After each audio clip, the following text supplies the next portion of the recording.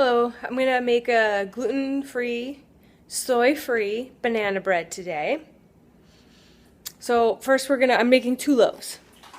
And in order to make sure that I'm doing the 2 loaves correctly, I have the dry ingredients and the wet ingredients for one in these white bowls, and the clear bowls for the second loaf. Before you start, what you want to do is prep the oven. It cooks at 350 degrees. And for the pans, this is something different that I do because we can't have soy. Usually, you know, the sprays all have soy, and so I just put a little bit of the olive oil in the pan, and then just take like a half of a paper towel, or even a quarter of a paper towel, and wipe it at the bottom and on the sides, and that's my non-stick. I started out with 1 3/4 cup of gluten-free flour, and there's a gluten-free flour mix that I made myself, but you can buy gluten-free mixes that are already created for you. Okay, the other dry ingredients is going to be a half a teaspoon of salt, 1 teaspoon of baking soda, and 2 teaspoons of flaxseed. Okay, so I'll mix that together and then I'll show you. Okay, so we mixed all the dry ingredients in here. And I like to just reuse a spoon for my wet ingredients. I have my helper here, she's cracking in the eggs.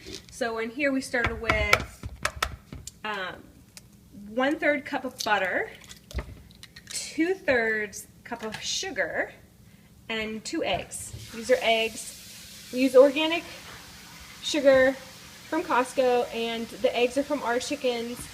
On a side note, I like to leave the butter out for a couple hours to soften by itself, although this morning when I was prepping, I thought I was only going to make 1 loaf and I ended up making 2, so one of them I had to defrost or just kind of soften in the microwave, which I don't like doing as much. I find that I don't like the consistency, but if you have to do it, then you have to do it.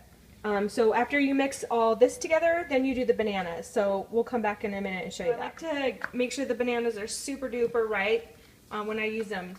And these were kind of big bananas. If they're small bananas, I use 2. If they're big like this, I'll do 1.5.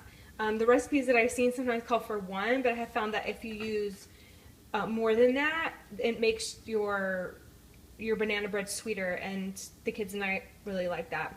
And it's more moist. Takes a little longer to cook though. So I just have a regular table fork, and I just smash it real kind of firmly. And that's how you get the banana ready for the banana bread.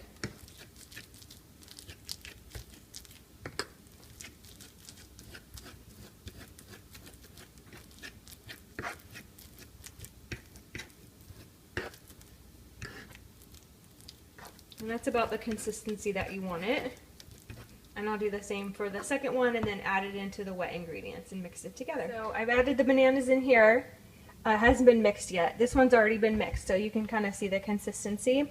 And then at that time, you take your dry ingredients and pour them in, and then mix that together. After that's mixed all together, then you're ready to put it in your pans for baking.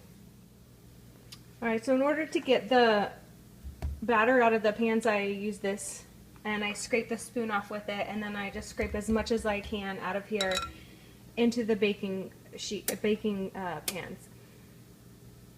I don't know how well you can see that. Oh, my oven's preheated.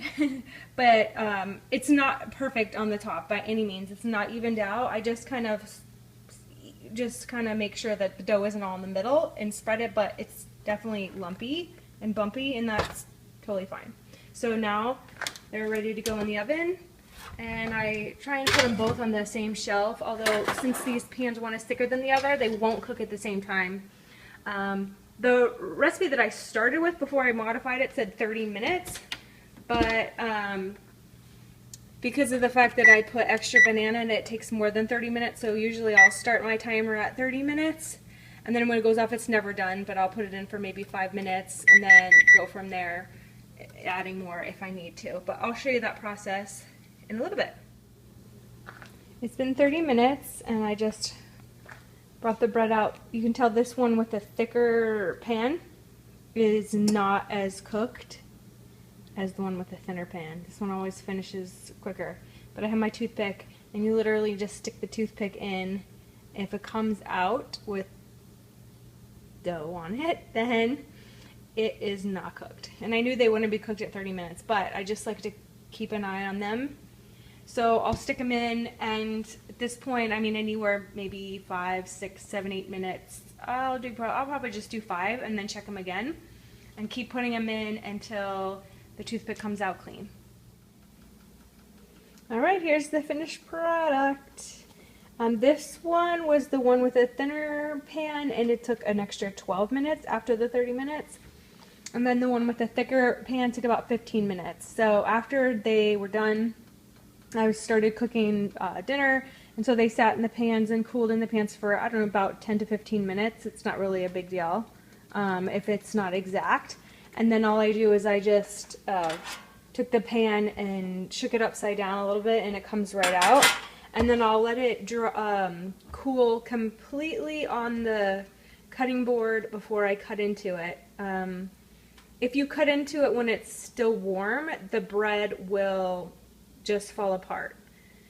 If I know I'm not going to get to it like right away when it's cooling, sometimes I'll just take a kitchen towel and set it on top so that it won't get hard when it's cool and then I haven't been able to get to it right away.